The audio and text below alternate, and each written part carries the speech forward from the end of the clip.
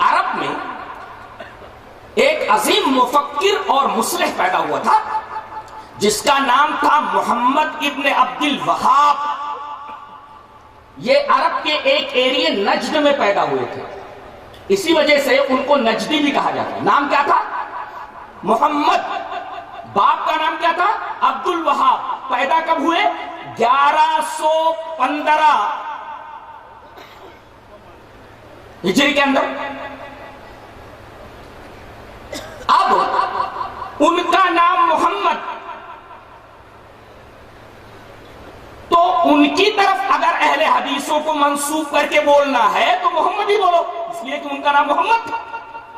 اور اگر باپ کی طرف منسوب کر کے ہم کو وہابی کہا جاتا ہے تو ان کے باپ کا نام تو وہاب نہیں تھا، عبد الوہاب تھا، تو عبد الوہاب ہی بولو، اس لیے کہ ان کا نام عبد الوہاب تھا، وہاب نہیں تھا۔ لہذا میری سمجھ میں آج تک یہ بات نہیں آئی کہ ہمیں وہابی کیوں کہا جاتا ہے، اور جبکہ پتہ یہ چلتا ہے کہ ہمیں منسوب کیا جاتا ہے انہی کی طرف، محمد ابن عبد الوہاب نجدی کی طرف، لیکن یہ نسبت کچھ اب تک سمجھ میں نہیں آئی۔ اگر نام کی طرف نسبت ہے تو ان کا نام محمد تھا، ہمیں محمد ہی کہا جاتا۔ باپ کی طرف اگر منسوب کیا جاتا تو عبد الوہاب ہی کہا جاتا، اس لیے کہ باپ کا نام عبد الوہاب تھا۔ اور آخری بات، یہ حنبلی المسلک تھے، اور آپ کو معلوم ہے کہ اہل حدیث کسی شخصیت کی طرف اپنے آپ کو منسوب نہیں کرتا، اپنے آپ کو وہ حنفی نہیں کہتا، اپنے آپ کو وہ مالکی نہیں کہتا، اپنے آپ کو وہ شافعی نہیں کہتا، اپنے آپ کو وہ حنبلی نہیں کہتا۔ یہ حنبلی المسلک تھے، انہوں نے اپنی نسبت مشہور امام احمد بن حنبل کی طرف کر رکھا تھا، اور آپ کو معلوم ہے کہ اہل حدیث اپنی نسبت کسی شخصیت کی طرف نہیں کرتا سوائے اللہ اور اس کے رسول کے۔ لہذا کس بنا پر ہمیں وہابی کہا جاتا ہے، آج تک میری سمجھ میں یہ بات نہیں آئی۔ اچھا، اس آدمی سے انہیں دشمنی کیوں ہوئی ہمارے بھائیوں کو؟ اصل میں اس بیچارے سے ایک بہت بڑا گناہ ہو گیا تھا۔ گناہ کیا ہو گیا تھا؟ اس نے نبی کریم صلی اللہ علیہ وسلم کی ایک حدیث کے اوپر عمل کر لیا تھا، یہ بہت بڑا گناہ تھا اس کا۔ کس حدیث کے اوپر عمل کر لیا تھا؟ اس سے پہلے کہ میں وہ حدیث آپ کے سامنے پیش کروں، میں یہ بتا دوں کہ ایک زمانہ ایسا تھا کہ سعودی عرب کے اندر قبروں کو پختہ بنا لیا گیا تھا، اور پکی قبریں بنا بنا کر کے لوگ ان قبروں سے استمداد کرتے تھے، قبر والوں کو مشکل کشائی کے لیے پکارتے تھے، ان سے استمداد کرتے تھے، مدد مانگتے تھے۔ حضرت محمد ابن عبد الوہاب نجدی نے حکومت کی مدد سے ان تمام پکی قبروں کو اکھاڑ دیا اور انہیں زمین کے برابر کر دیا۔ انہوں نے کون سا گناہ کیا؟ انہوں نے جو یہ عمل کیا در حقیقت نبی کریم صلی اللہ علیہ وسلم کی ایک حدیث کی روشنی میں کیا، اور اگر حدیث پر عمل کرنا گناہ ہے تو یہ گناہ ان سے ہوا ہے۔ وہ کون سی حدیث ہے؟ حدیث اس طرح، وان ابی الحیاج الاسدی قال قال علی رضی اللہ تعالی عنہ الا ابعثک الا ما بعثنی علیہ رسول اللہ صلی اللہ علیہ وسلم اللہ تدع تمثالا الا تمسته ولا قبرا مشرفا الا سویته، رواہ مسلم فی کتاب الجنائز۔ حضرت امام مسلم رحمہ اللہ اس پوری حدیث کو ایسے ہی مسلم کتاب الجنائز کے اندر لائے۔ راوی حضرت ابو حیاج اسدی ہے۔ حضرت ابو حیاج اسدی سے روایت ہے، وہ کہتے ہیں کہ نبی کریم صلی اللہ علیہ وسلم کے داماد محترم حضرت علی رضی اللہ تعالیٰ عنہ نے مجھ سے کہا کہ ابو حیاج، کیا میں تجھے ایسی مہم کے اوپر نہ بھیج دوں جس مہم کے اوپر خود جناب محمد رسول اللہ صلی اللہ علیہ وسلم نے مجھے بھیجا تھا؟ ابو حیاج نے کہا کہ اے نبی کے داماد محترم، جس مہم پر نبی نے آپ کو بھیجا تھا، اگر آپ مجھے بھیجنا چاہتے ہیں تو یہ میرے لیے سعادت کی بات ہے۔ وہ مہم کون سی تھی جس مہم پر نبی نے آپ کو بھیجا تھا؟ تو حضرت علی رضی اللہ تعالیٰ عنہ نے فرمایا کہ میرے نبی نے، جناب محمد رسول اللہ صلی اللہ علیہ وسلم نے مجھے ایک مہم کے اوپر بھیجا تھا کہ جو اسٹیچو نظر آئے اسے تو برابر کر دے، اسے مٹا دے، اور کوئی بھی ابھری قبر نظر آئے تو اس ابھری قبر کو برابر کر دے۔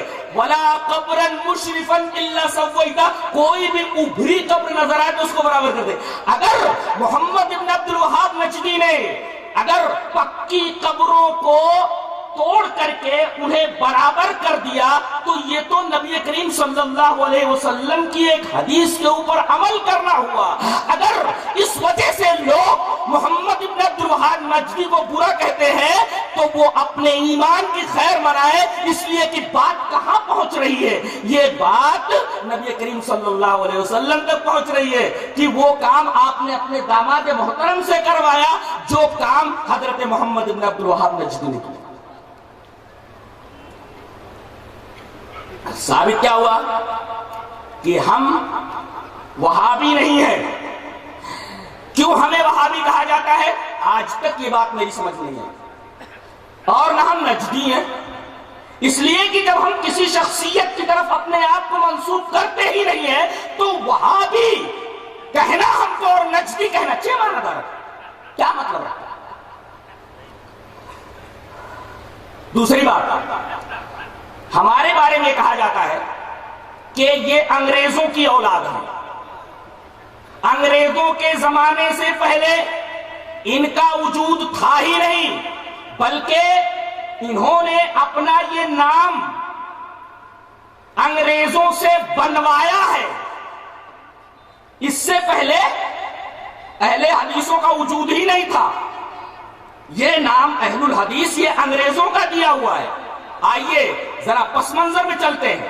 1857 کے آس پاس کا زمانہ ہے، اور اس وقت ہمارا ملک ہندوستان، اس میں ہندو مسلم سب مل کر کے انگریزوں کو ہندوستان کی سرزمین سے بھگانے کے لیے اپنا خون بہا رہے تھے، پسینہ بہا رہے تھے، اور طرح طرح کی تکلیفیں اٹھا رہے تھے۔ اور اس میں پیش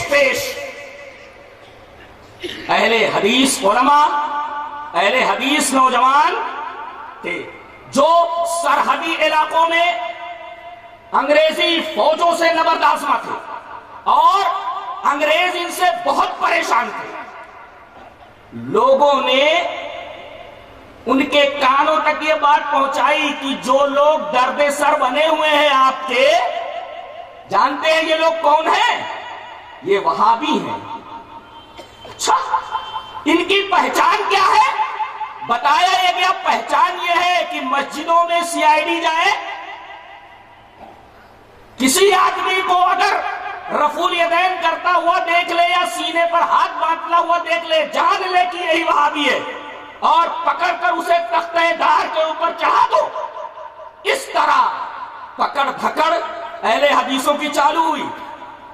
وہ لوگ جو لڑ رہے تھے، ٹھیک ہے، وہ اگر ہاتھ میں آئے تو جو چاہو ان کے ساتھ کرو، تمہارے پاس قدرت، تمہارے پاس طاقت، لیکن جو لوگ تم سے نہیں لڑ رہے تھے ان کو مسجدوں سے پکڑ پکڑ کر کے اٹھانا اور طرح طرح کی تکالیف دینا، یہ اس وقت کے اہل حدیث عالم مولانا محمد حسین بٹالوی رحمت اللہ علیہ کی نگاہ میں آئی کہ اس طریقے سے اگر اہل حدیثوں کو مسجدوں سے اٹھایا جاتا رہا تو قرآن و حدیث کی شمع لے کر کے آگے بڑھنے والا ہندوستان میں کوئی ایک بھی نہیں رہ جائے گا۔ لہذا اس کا کچھ تدارک کیا جائے، کچھ سوچا جائے۔ انہوں نے انگریز حکومت کو ایک درخواست لکھی کہ ہم لوگ وہابی نہیں ہیں اور سارے لوگ انگریزوں سے نہیں لڑ رہے ہیں، ہمارا نام وہابی نہیں ہے، ہمیں وہابیوں کے نام سے نہ پکارا جائے، ہم اہل الحدیث ہیں، ہمیں اہل الحدیث کے نام سے پکارا جائے اور رجسٹروں میں یہی نام ہونا چاہیے۔ جانتے ہیں جواب جو اس کا گورنمنٹ کی طرف سے آیا وہ یہ تھا، غور سے سنیے، جواب یہ تھا کہ ان کو وہابی نہ کہا جائے۔ بس یہ نہیں تھا کہ ان کی درخواست پر ہم یہ کہتے ہیں کہ ان کو اہل الحدیث کہا جائے، ایسا کچھ بھی نہیں تھا۔ بلکہ یہ تھا کہ آج سے ان کو وہابی نہ کہا جائے.